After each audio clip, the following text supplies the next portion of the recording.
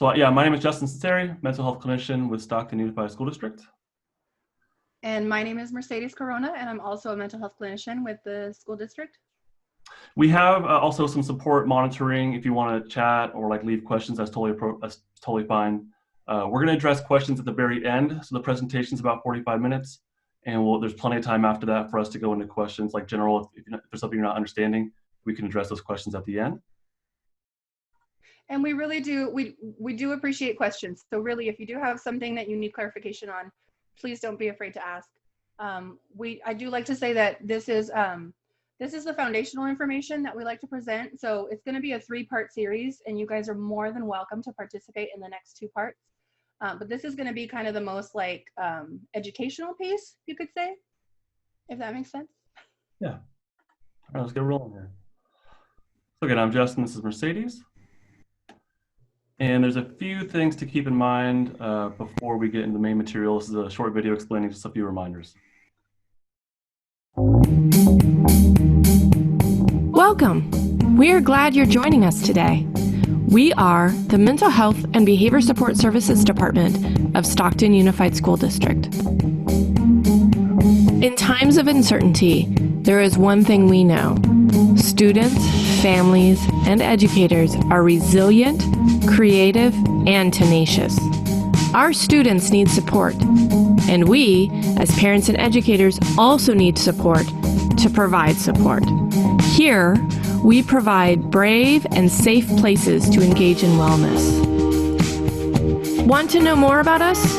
We recommend going to our website, which can be found off the Stockton Unified School District main page. There, click on Departments and Programs and go to Mental Health Behavior Support Services tab.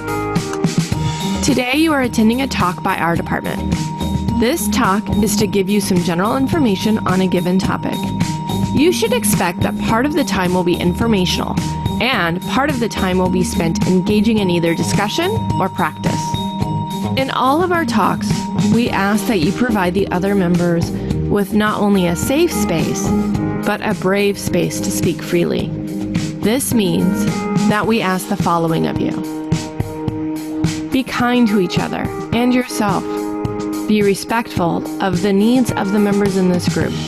Be honest in your discussions and be supportive of each other. To be supportive and create a safe space for others, we need to be confidential. That means absolutely no recording of meetings or chats. If you record these meetings, you will be asked to stop immediately. What happens here stays here. Please do not share members' names or student names outside of this meeting. While we ask you all to be confidential, we cannot force you. Therefore, we caution you that what is shared here cannot be made fully confidential, and we are also mandated reporters of abuse and neglect. Finally, always feel free to reach out to us directly if you have needs that require more individual and confidential attention. While we hope to provide you with some help today, our support and time during this group is limited. If you find that you have more questions or have identified more needs, that's okay. That's even great. Let us know, and we'll be sure to follow up with you individually after this talk. One last thing. If you're attending a virtual meeting, you are muted upon entry. Don't worry, we will make sure that you're unmuted during times of discussion so that you can speak freely to us. If you have immediate questions, please share them in the chat. And please don't Zoom and drive. We ask that you follow the rules of the road and be safe. Thank you for your time, and most importantly, thank you for joining us.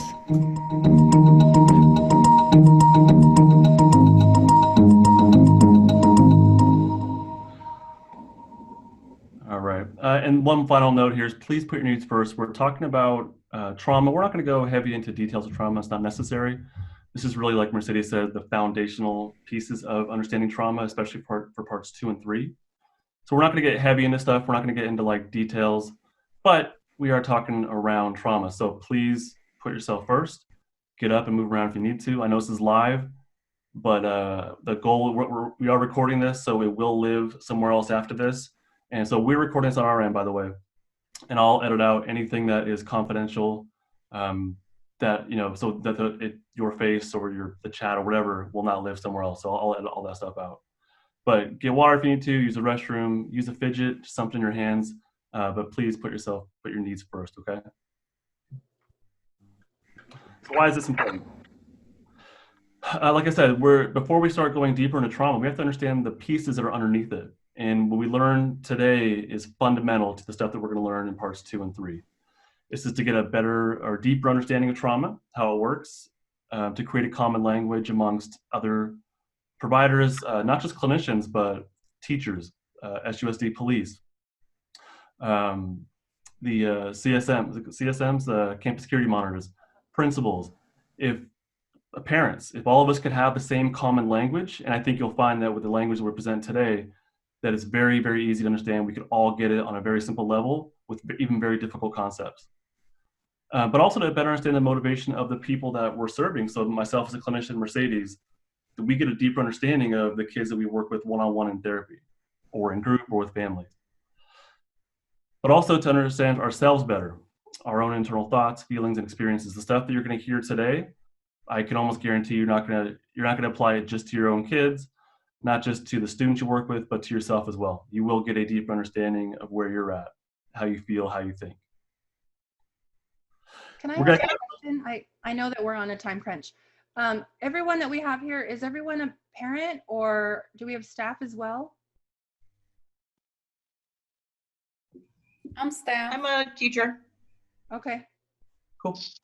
Okay. I'm just asking to make sure that we address, you know, teacher side and parent side. We're going to try and keep it very general and apply it to parents and teachers, but right now it's fundamental. And then our goal is to take these pieces and then apply it even more specifically just for teachers and maybe just for parents and just for students. But anyone can get this and get something out of it. So we have to get pretty nerdy here. All right. So we're going to talk about the autonomic nervous system. We have to get a little nerdy. We're not going to go too deep. Don't be scared. But we have to. Just a little What's bit. that? Just a little bit of nerdery, I said. Just a little. So the autonomic nervous system, this controls the body's internal environment. Things like, well, see the picture there with all those tiny words? We're not going to go into all those, but the autonomic nervous system controls all those little pieces. Breathing, heart rate, digestion. These are things that you don't have to think about. Your body just does them. Your autonomic nervous system simply controls them. Okay, it's unconscious. So it says unconscious. That means we don't have to think about it. Nobody thinks about their heart rate. It just beats, right? Nobody thinks about digesting their food. You just do it. So it's unconscious. It's not planned out. It is something, it's autonomic. It's automatic. So now the autonomic nervous system is built, we call it steps on a ladder. We call it a ladder, an autonomic ladder. So you hear us say the word ladder a lot, and this is what we're referring to. There's different segments of the autonomic nervous system, the way it's built in the body. So at the top, and that would be the head to neck area. I get cut off, but like this area, and then it connects to the heart. My heart's over here. So this area is called the safe and social system. So the circuitry, the wiring, like the biology here is built for when we're safe that we can socially engage with each other. If you move down the body into the chest area, that's called flight and fight system. And these are probably words you've already heard. But the circuitry for that system lives in the chest. So when you want to run away or fight someone, you feel that circuitry become active, right? At the bottom of the ladder in the gut, that's where the shutdown system lives. And we're going to go into every single one of these in more detail. But that's where the shutdown system lives. And what that means is, you ever like around someone that is just, you feel like creeped out by, or you get that little like twist in your gut? That's that system coming to life saying, something's not right here. So there's 3 different systems in the autonomic nervous system, 3 different sets of circuitry that are built on top of each other, like a ladder, okay? So when these different systems activate, whether it be safety or flight fight or shutdown, it's not like we choose these things, all right? It's not like we look at a menu of options and then choose how to respond in any given situation. It's like we said, it's unconscious, we don't choose to, but it's actually a sequence of events. And what that means is, ideally, we're at the top of our ladder, at the safe and social system. But if we perceive that we're not safe, we go down to flight, down to fight, if we can't run away, we fight, and then down to shut down if we can't fight. So it's a sequence of events, down the ladder and then back up the ladder. And as we move down the ladder, if we drop out of our safety system down to like flight fight, we lose the functions higher up the ladder. So if we drop down to flight and fight, we lose our ability to socially engage with each other. Every autonomic state, no matter what's activated, it's about survival. These are here, these evolved over, I don't know, millions of years, a long time. And mammals are the only ones that have that safety social engagement system. So it evolved within us, but it's about survival. Every single one of these is about survival, and we'll go into each of these states a little bit deeper as well. So basically our state is either safe and social, flight, fight, or shutdown. That's basically the idea. And when we talk about it, like if Mercedes and I were to talk about a kid that we're, collaborating with on, like they were meeting with, we might use this language. So we would say, basically this kid, they exist more in a flight energy. So we would instantly understand what that means in his or her biology. Our state is basically these, but it's a reaction to the outside world. So like danger in the outside world or safety in the outside world, but also a reaction to the internal world, like being hungry. Anybody ever get hangry? When you get hungry and your body needs something, you get pretty aggressive, right? That fight system kicks on and you get pretty aggressive. But also our perceptions of the world. So the way that we view the world, it's like information comes in through our filter. So there's an example I have where I was talking with a young man, he was 17-year-old, and he shared an example of where he was playing just catch with his friends in the neighborhood, and they heard a gunshot. So for me, if I'm that kid, my flight system kicks on and I'm booking in the house, right? But for him, that was commonplace. He knew it. And it didn't kick on that system. And his mind went to, yeah, but it's not about me. Oh, someone's got some problems. And they just kept playing catch. So my perception of the world versus his was significantly different. So it's a state, the safe social, the flight fight, or the shutdown system. This becomes the state that we view the world through. And this, again, we'll get more into all these. So let's do a little quick experiment here. Take a deep breath if you can, in through the nose, ideally. Into your belly if you can, and then let it out slowly through your mouth. Let your body kind of come back to a baseline. We're going to watch a couple of videos, and I want you just to check in with your body and how it feels, and notice what happens within you when you watch these, okay?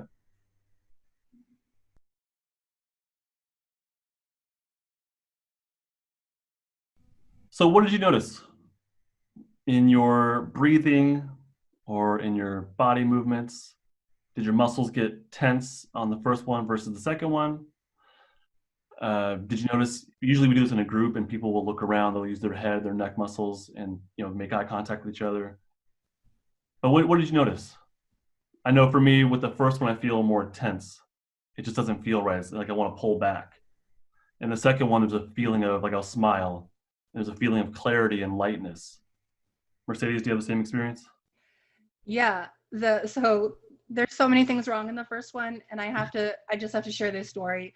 My husband did the thing with the cake the other day, and he was slicing the cake like not appropriately, and it just drove me nuts. And it just like, it's this tension. And someone said in the comments they held their breath.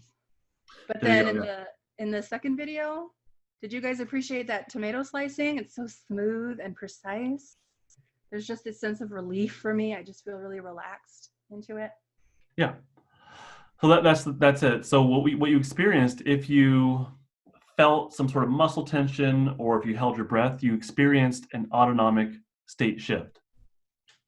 Your body, it activated one of those systems. So if you felt that tension, that flight fight system was active. Your body was like ready to run away or fight on some level, not like you're gonna go do it, but on some level it activated that a little bit and you noticed it. And same thing with the second video, if you felt like lighter or you were able to smile, it activated the top of your ladder, which is that safety system. So we're going to go into talking about something called body sense. And here's a nerd word for everybody, neuroception. So another word for body sense is neuroception. And what this is it's kind of like a spidey sense. So it's what our body does before we even have any conscious awareness of it. Our body just senses the environment and then reacts to it, even before we know what's going on. So our bodies, or another way of saying this is our nervous systems, they're always evaluating for safety or risk. Our bodies are always taking in information through the five senses. You know, we see things, we hear things, we feel things, etc. And the primitive parts of our brain are evaluating those cues, that information that we're receiving. It's evaluating it for safety, danger, or life threat. This is happening all the time. Think about when, have you ever touched like a hot stove? You didn't realize the stove was on and you touched it. And before your brain really processed what was happening, your hand already pulled away. That's kind of what we're talking about here. These responses, they are unconscious and they're biologically hardwired. So this is, like Justin was saying before, there's no choice in it. This is just something that our body does. It just reacts based on what our senses, our body is sensing in the environment. And this means that either our social or defensive behaviors are triggered. It's not a choice. So I like Justin's example before about being hangry. Not that I know about being hangry or anything. I do. I get hangry all the time. If I'm faced with the exact same situation, say my daughter comes up and asks for help with something. And if I'm in my safe and social state, it's fine. Okay, let's do it. If I'm hangry, which means I'm probably in more of a fight state, my behaviors are going to be different. So my body is sensing different things in the environment. I'm hungry. I haven't eaten. That makes me grumpy. And then my body reacts to the environment in different ways. So there is healthy body sensing, healthy neuroception. And what this is when we have healthy body sensing, our body is able to detect safety or risk and then shift to the appropriate state in the environment. Like Justin said before, the autonomic states that we have, they're all in the service of survival. So there's a reason that our bodies are programmed to run away when we're attacked by a wild animal so that we survive.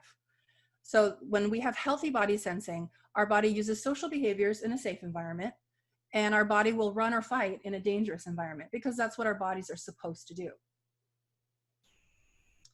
Unhealthy body sensing, though, this is something that happens when people have experienced a lot of trauma. So if we think about the kids that we work with or our own children at home, if we think about the kinds of experiences they've had in their lives, this might help us understand whether they have a healthy or an unhealthy body sense. Someone who's gone through some trauma in their lives will likely possibly have some unhealthy body sensing, which means their body does not accurately detect safety or risk.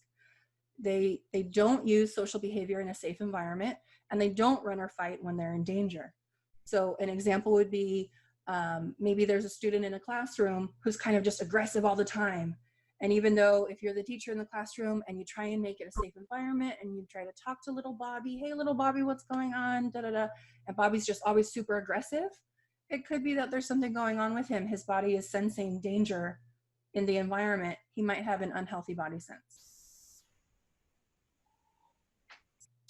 So when we talk about climbing the ladder, that's Justin kind of mentioned before, ideally we would live at the very top of the ladder. That's our safe and social system, right? That's when we can get along most easily with people. That's when our brains work the best, our bodies work the best. So to get back to the top of the ladder, we need to go through each state. So you remember that it's a ladder from the top to the bottom. But when we're at any one of those other levels, we have to work through each level to get back up to the top. So if we're at the very bottom of the ladder in the shutdown state, we have to move through the fight state into the flight state and then into the safety state. And just the same, if we're in the fight state, we have to get through flight to get to safety. And if we're in our flight state, we have to move up, we just move up to safety. And this depends on sensing safety from the environment. So if we're in a safe environment around safe people, this will help us move up the ladder. And we have a lot more information about this as we go on, but that's kind of the gist of it so far. So our nervous system adapts based on the needs of survival. And this means that sometimes we can get stuck. That means that we spend too much time in one of the defensive states. So the flight state, the fight state, or the shutdown state. That it becomes our way of being and our way of filtering the world. And so we get stuck there. And so kind of going back to the example of the student in class who's kind of always aggressive. What did I call him? I called him Bobby. Bobby might be stuck in a defensive state. He might be stuck in a fight state because that's maybe what his body has needed so far. Maybe that's what he's needed to kind of survive his life. And now he's kind of stuck there all the time. And this is something that can affect us in a big way. We can become dangerous to ourselves and to others if we're kind of constantly in a stuck place. Imagine being at work and being overly aggressive. It's not gonna do very well for you. It's not gonna be very conducive to being a successful adult. So our state becomes our filter for the world. So where we live on the ladder becomes how we see the world, which affects our thoughts, and that is our story. So there's a concept called story follows state. So depending on whatever state you're in, that's the story that will follow. Your thoughts will follow what state you're in. So for example, a student who is in a shutdown place in class, their story might be, there's no point in trying, I can't do it anyway, because their body's in shutdown. So their brain says, well, I can't do this. A fight story, it's the teacher's fault, she hates me. So in the fight place, there's going to be more aggression and more kind of pushing it outward, and that's the blaming. Flight, in the flight state, maybe the story would be, why do I have to do this if he didn't? If someone else didn't have to do it, why do I have to do it? Kind of trying to escape having to do what they're assigned to do. The safety story, though, if the student is in a safe and social state, they might say something like, I didn't put the effort into it, I can do better next time, and maybe ask the teacher for some help. So the story will change based on the state that you're in. So we have a video here. I don't know if we have any fans of The Office. Yes. Yeah, did you say yes? I'm one. I know you are. Remember that you can put comments into the chat as you're watching it. But so this is a video that kind of demonstrates this concept of story follows state. So we see a couple of the employees at this office supply, paper supply company, and they have different stories about Pretzel Day and what that means to them.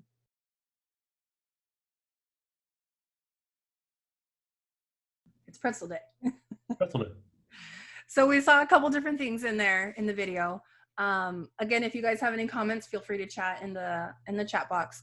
But one of my favorites is what's his name, Michael Scott, and he can't work unless he has his pretzel. That's his story, right? He's in kind of like this activated place, and he's got, you know, this energy now, and so all he needs to do his work is the pretzel, and that's his story. And then and we have Stanley, who is just a grump. If you guys are familiar with the show, he's just a grumpy guy, and his bed is too small, and he doesn't get paid enough, and this and that, and da da da da. But on Pretzel Day is a good day, right?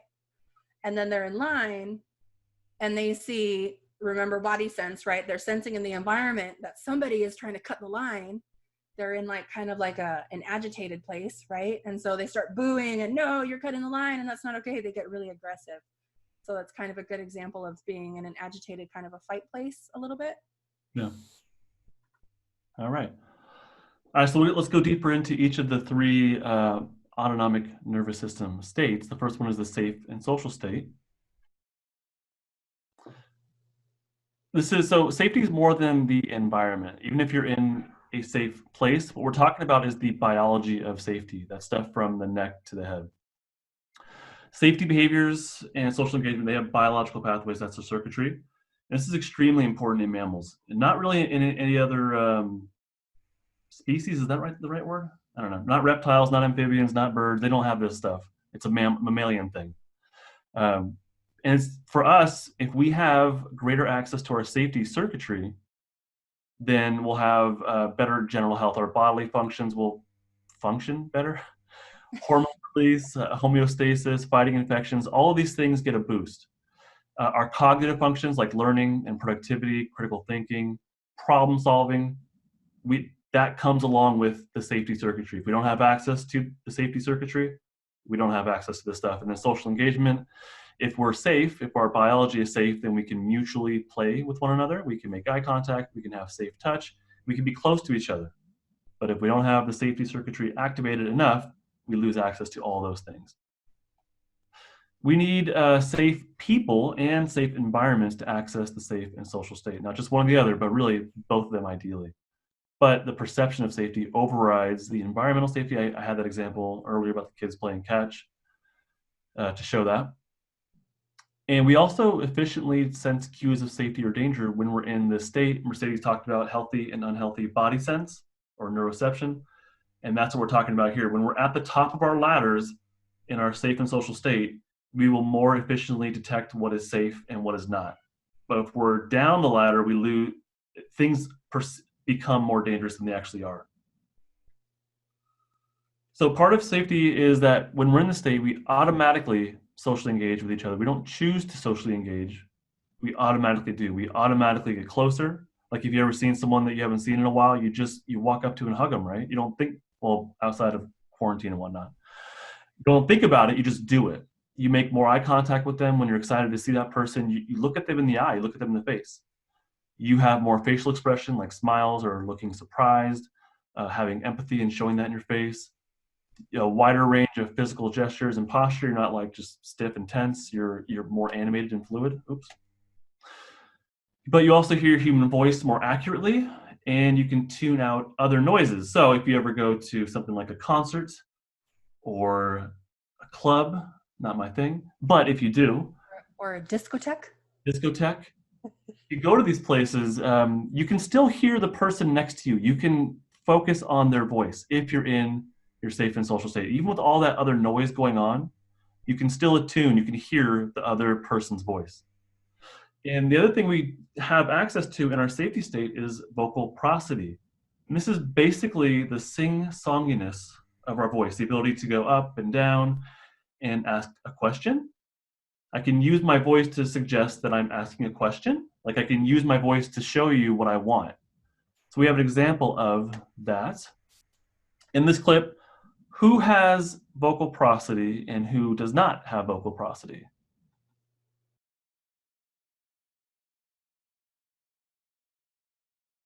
So who has access to vocal prosody? Mercedes, I'm going to put you on the spot. You're going to put me on the spot? Yeah, who has vocal prosody? Simone. Simone. Simone, who has just so many things to say and knows all the people, that knows Ferris Bueller, and it is really serious. So she's able to use her voice to show when it's serious, but also when it's not so serious. The teacher obviously has not a whole lot of vocal prosody there. He's got a very flat, very dry, monotone voice. This is an important point I just wanted to highlight. We have a whole video on it because as the adults in the lives of the children that we work with, whether it's as students or as our children that we're the parents of, prosody is a big thing, and we can do a whole lot with our voices to help kids feel safe. We can exude safety and let them know that we are safe people with our voices. That's a big way that we can do that, especially now that we have to wear masks and everything. We can still use our voice to send cues of safety. So if I were to read this like this, the world is safe, fun, peaceful, like it doesn't, your body probably reacted to me having that very dry, flat, yeah. All right, so the world is safe, fun, peaceful, interesting, manageable. When you're in this is the daily experience of being in your safety state. And if something negative happens, you're going to interpret it as more neutral or unimportant. So if someone has an issue with you at work, or the kid at school has an issue with the other kid, the kid in their safety state is going to be like, just, it's not a big deal. They have some sort of issue, it's not about me, and they're going to move on with life. Daily experience of safety, the feelings you're going to have are calm, happiness, connection, joy, motivation, excitement, relaxation. All of these suggest that you're in your safety state. You'll be able to focus, plan things out, weigh options like pros or cons when making a decision. And you'll become more playful and self-reflective and understanding. But there is a danger in safety, and that is for traumatized individuals or people who exist more down their ladder, that when they come up into safety, it actually feels really uncomfortable. It feels odd, it's too vulnerable, they don't like it, and so it sends them right back down the ladder into their flight, fight sort of energy. And I think all of us, no matter where we're at on our ladders, we can experience this. Like if you make eye contact with someone, even if you trust them, you can make eye contact for a little bit, but eventually it gets to a point where it's like, that's too much. So that's just like, you can experience the same thing. Make eye contact with someone, do a little experiment, and see how long you can make eye contact before you feel that energy of like, oh, I gotta look away, it's too much. Here's some images of mammals in their safety states connecting with each other. You don't see any birds or reptiles here, they don't do this. but mammals can be close to each other, lick each other apparently, kiss pigs. It's the pig, yeah. Yeah. So these are mammals in their safety state. We don't recommend doing all these things, by the way. Mm-mm. Mm-mm. All right, we're going to move on. I'm worried that we're moving quickly. So if you guys do have questions, remember you can either put it in the chat box and we can get to it later, or if you write it down and take a note for yourself, then we can address it at the end. Usually we can space this out a little bit more and we have a little bit more time for talk, but just let us know if you have questions.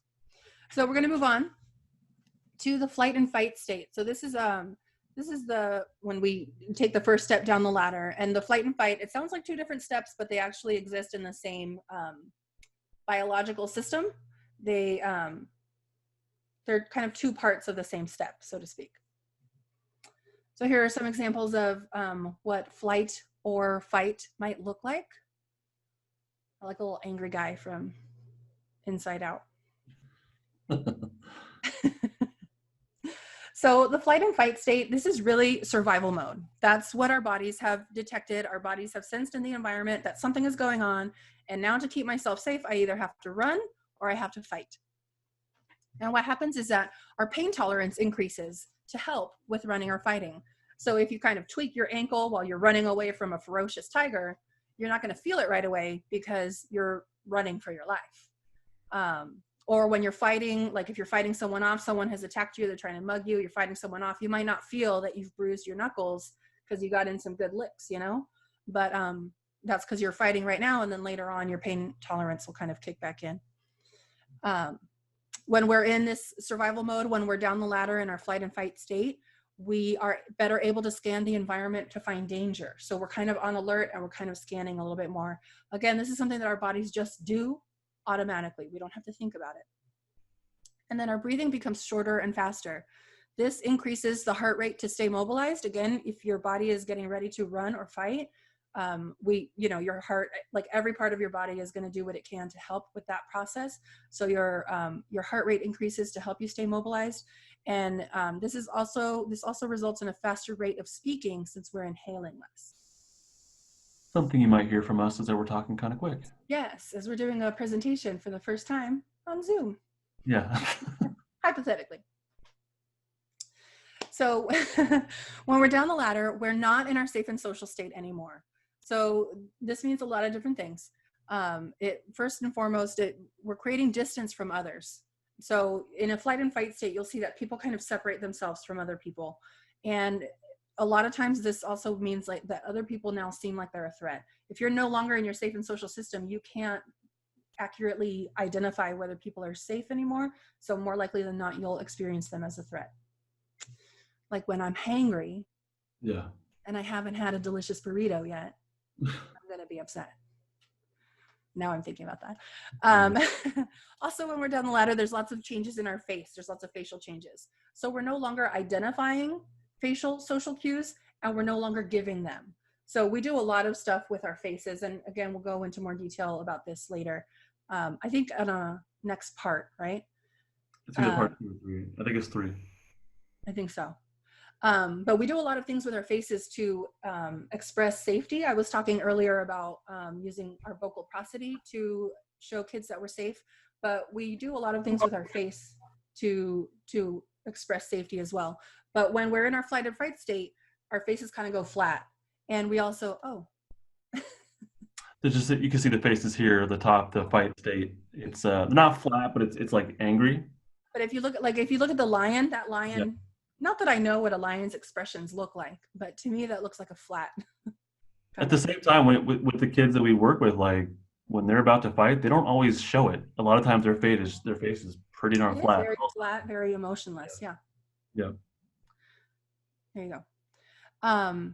Also with the facial changes stuff, neutral faces are perceived as a threat. So Justin talked a little bit before about when you're in a safety state, a neutral face won't be perceived as a threat. You'll just be like, oh, whatever, that person's making a weird face or whatever thing. But when you're down the ladder in a flight or fight state, a neutral face might be perceived as a threat because now you can no longer identify that accurately anymore. And in that state, things are going to feel more dangerous. think a lot of times the kids get in fights, it starts off as they're staring at me. They're staring at me. Can't interpret, well, neither of them can interpret safety or neutrality, and it becomes a threat. Like that kid's staring at me, they keep staring Yeah. at me. He's got a problem with me. He's disrespecting me. I hear that a lot. That's Yeah. disrespect. And then another thing to keep in mind is hearing changes. This one fascinates me so much because I never realized the connection between the biology and our emotions.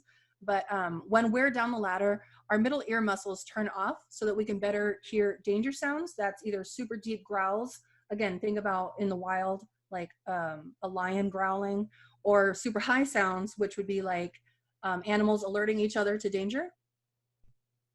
So what this means for us and for the kids that we work with is that it's harder to understand the sound or meaning of human voice. So this means that literally there are times that the kids can't hear or understand what you're saying, not because they're being defiant, but because their body is actually in a flight or fight state and they truly, truly can't hear completely what you're saying. So the daily experience of being in a flight state is that the world is scary and threatening. There's lots of feelings of anxiety, dread, nervousness, and worry. There's a loss of connection, loss of responsibility, loss of facial affect, vocal prosody, your voice will be very flat, deep breathing and accurate hearing, like we were mentioning, and you'll become more tense, fidgety, or evasive in this state. And then the daily experience of being in a fight state is that the world is out to get me and it's untrustworthy. Excuse me. There's lots of feelings of anger, irritation, and danger. Again, there's a loss of connection, responsibility, facial affect, vocal prosody, deep breathing, accurate hearing. And you become more tense, aggressive, fidgety, loud, and direct. So this, this is a great video that shows kind of the process of moving from your safety state into flight and fight state. So again, it's another clip from The Office, which is a fantastic show and good for our purposes. So yeah, no, see where does it shift from flight to fight? Oh man, every time. I hit the triangle.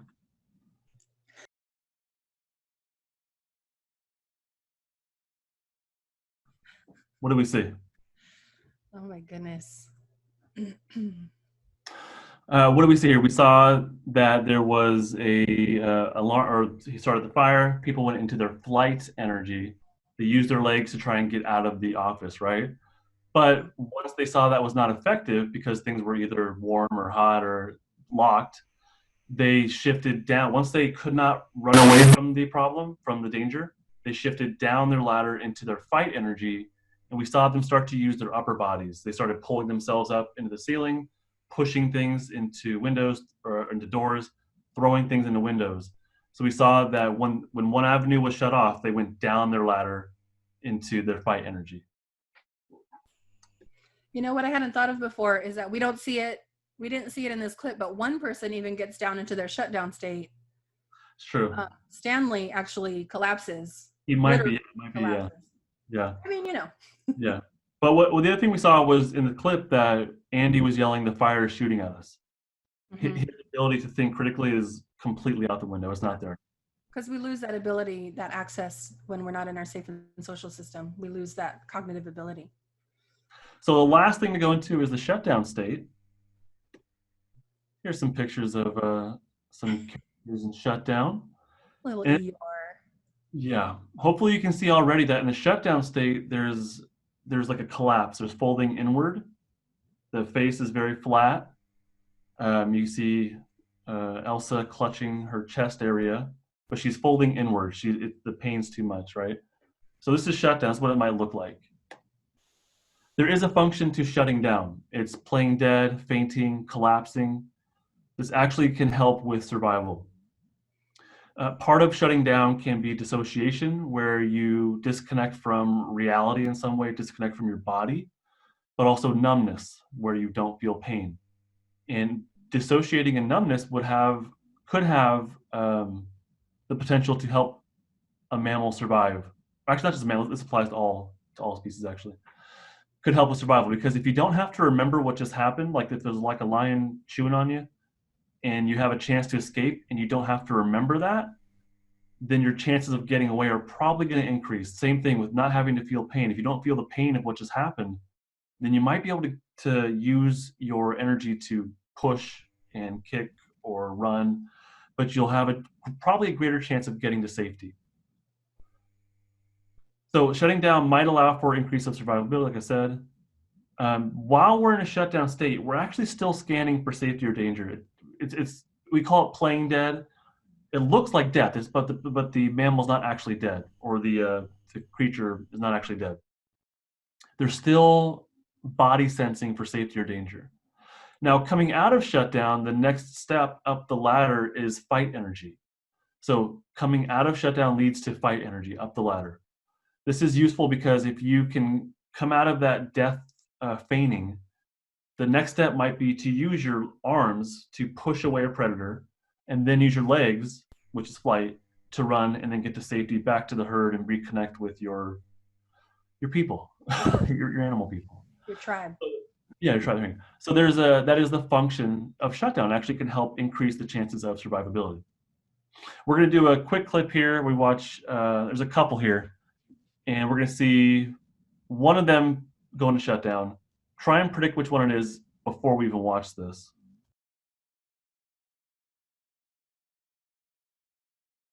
That's the first time I noticed she's like laughing at him the whole time. Sad. So in that clip, what do we see? We see him, he's strapped in, he's already immobilized. He cannot run away. He cannot fight. His body knows that.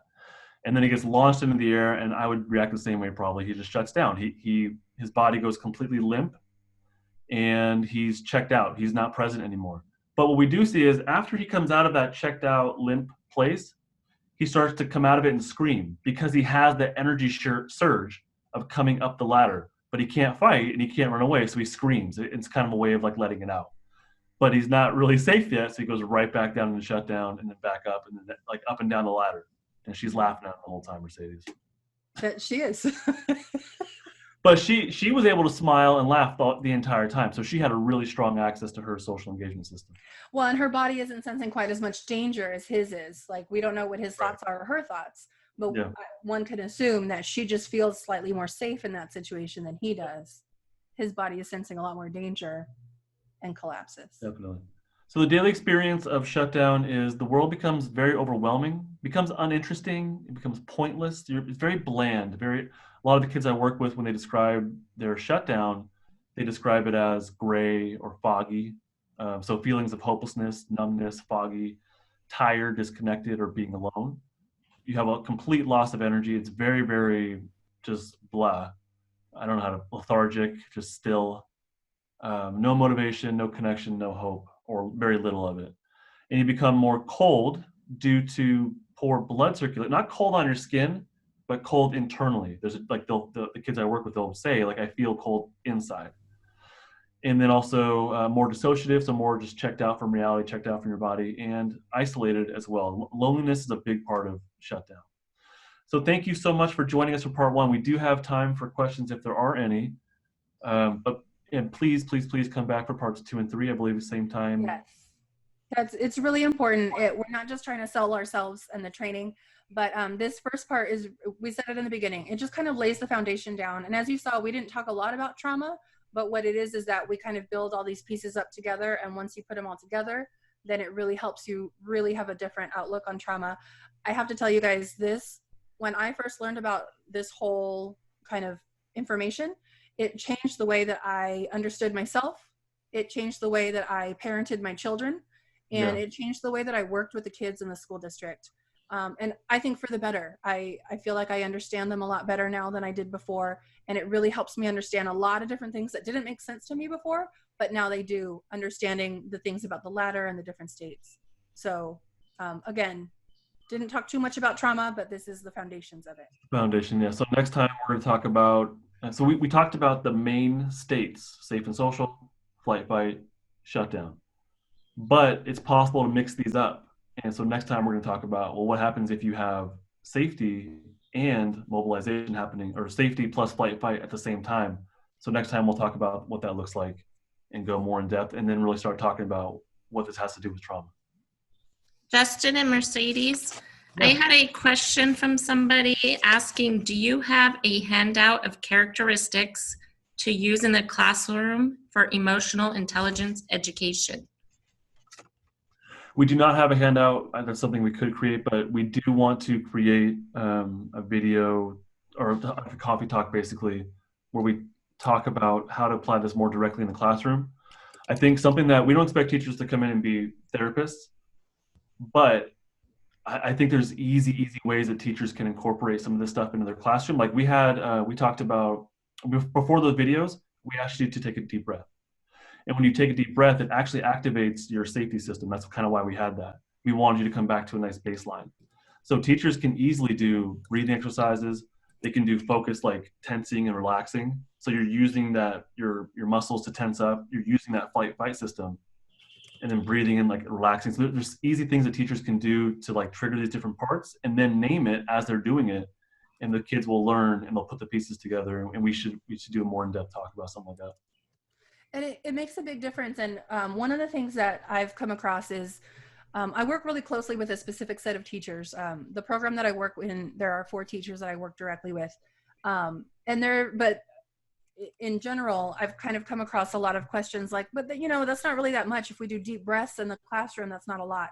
It's not a lot, but it actually, it yields a really big difference. Like you'll see a notable difference in your classroom. All the kids will work better at like as a group in total. They'll do work a little bit better. They'll get along a little bit better. Your classroom will function a little bit better, or your household if we're talking to parents. They're little things, but if you incorporate them regularly into your routine, and it's not a time-consuming thing at all. It's literally a minute to 2 minutes a day, or if you want to do something a little more extensive, it can be 10 minutes, 15 minutes, nothing too in-depth, but it'll make an enormous difference in the functioning of your classroom or home. Yeah. A big part of this we'll talk about next time. Part 3 is co-regulation, which is just connecting with each other.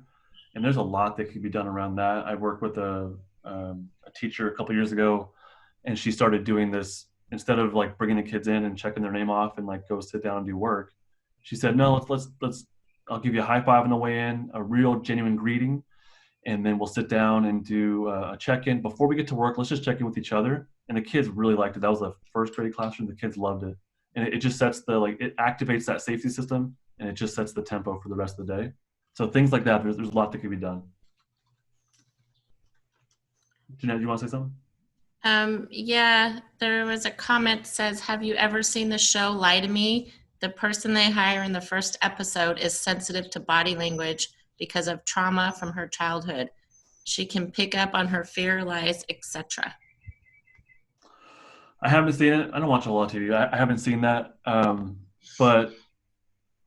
it's a fictional character. I get that as well. But at the same time, people who have been through significant trauma, who have lived more down their ladder, when they come up it, I think that there's an increased awareness of danger cues, of connection and what that feels like, danger, what that feels like. But you have to kind of like go up and down and really come up and be able to hold the top of your ladder. And I think that you'll have a greater like expansion of an awareness of people and safety and danger and whatnot. So it might be something like that if in real life. But it's not just for you, but just in general, what you're asking is like, and people have issues with their parents. Like it's definitely not just you. Mm-hmm. I mean, I think most of us can raise our hand and say, like, all right, there's some level of some ladder climbing up and down when it comes to parents. So I think one thing is that when we interact with people that we know, or we'll call it a trigger for us, that we know like we're going to drop down, is that we kind of have, like, this is where healthy boundaries come in, and putting yourself first and really working on ourselves no matter what, and making sure we get to the top of our ladder and that we can hold it, increase the amount of time we spend with people that are safe, that we do feel safe, that we do feel connected with. If we do that more and more and more, and we get up to that safe and social state, when we enter these conversations with people that we know are down, the boundaries will be like, we'll just be like, you know what, I'm putting myself first. I insist on being well. This is as far as I can take it, whoever that is. Mm-hmm. And I think that those pieces start to fall into place, but having those boundaries in place of like, I know what my line is. I know what language, if this starts to come up or this issue, I know what my line is, and now I'm backing out. I still love you, whoever you are, but I have to be well. I have to put myself first and take a step back. In general, like if I have an issue with my parent, I don't think I would limit my time. I would limit what I'm allowing to happen. I would limit what I would allow myself to be a part of. So like I said, if I go talk to my parent and I know, or whoever it is, let's say Mercedes and I are having an issue, right? Probably be her issue, but and then I would like deal with it. But so if I know Mercedes is more of a fight place, before I enter that interaction with her, I'm gonna be like, yeah, I know where she's at, and have some empathy, maybe kind of understanding. Like maybe Mercedes is really hangry right now. So when I enter that conversation, I'm just gonna be aware of that, and I'll be like, you know what, when she goes to this tone and I'm not okay with it, I'm just gonna say, hey, Mercedes, I love you, but I'm out. You know what I mean? Or Mercedes, like this language, like it's just you've gone past what I'm comfortable with. So we'll try again later. You know, it might be something like that. I would add to that I agree, first and foremost, like Justin said, is work on getting up your own ladder. So as much as you can, spend as much time in a safe and social state or with safe and social people. I see that you have a family with you. For me, one of my safe and social things is my family. So like if I've had a really hard day at work and it's just been really difficult, I come home and the first thing I do is I grab each of my kids and I just give them a big hug. So do as much as you can to get yourself up into that place.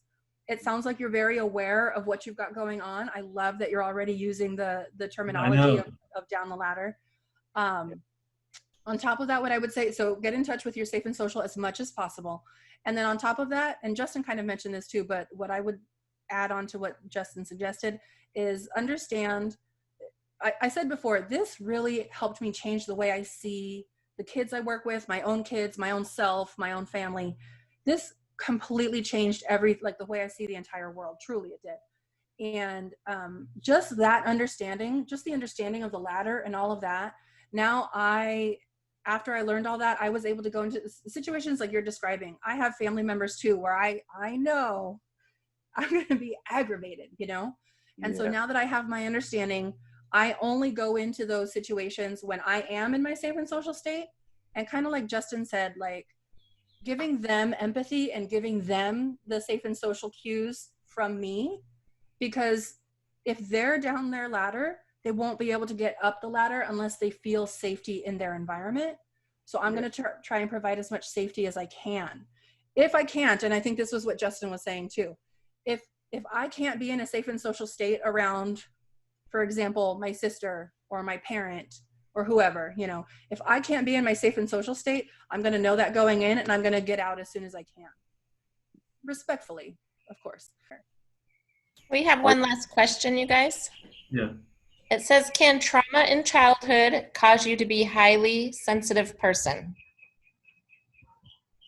Definitely. Yes. So do you want to do it? I was just going to say, so the trauma in childhood, and again, not going into any specifics or anything, but if a person experiences trauma in their childhood, depending on what the trauma is and how frequent it was, that can not help them, but that can result in them being stuck in a defensive state. And then that'll, kind of thinking back to what we presented on, that means that then they'll be kind of stuck in that place and they'll kind of always be looking for danger or expecting danger in the environment, meaning they'll be more sensitive. That's it, yeah. Is that what you were going to say? Nothing to add to that. Yeah, it's not like they're choosing to look for dangers, that their biology is primed to find danger. It's just expecting it. Yeah. Yeah. Let's see. I think part 3 is co-regulation, and we'll talk more about what that looks like. Okay. Yeah. Yeah. Next week is mixed states and something else. I forget what it is. Yeah, I'm trying to look it up on. While you're looking it up, we got one more in. It says, so you can be relaxed and laughing and still look for that danger? When you're relaxed and laughing, that means you're probably more in your safe and social state. Some people, I guess, are really good at faking it. That kind of scares me. But in general, I think we can assume if you're relaxed, your body posture is relaxed, you have vocal prosody, you're laughing, you're smiling, that means you're up at the top of your ladder in your safe and social state.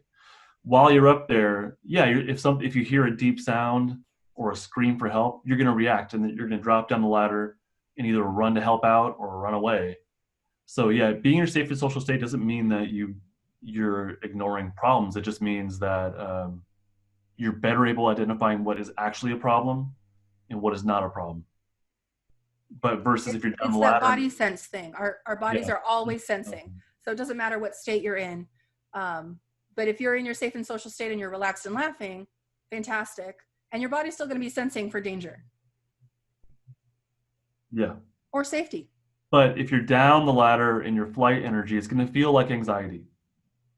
And when you're anxious, everything kind of seems to be a big problem, right? When you feel anxiety, when you feel that kind of panicky flavor, it's always about the future, what I have to not look forward to, but what I have to deal with at work the next day or what that person said to me. So it's like everything becomes interpreted as danger. So if you're more down the ladder than if you're up the ladder. So for next week, for part 2, we're doing the mixed states, and we're doing some more talk specifically about trauma. And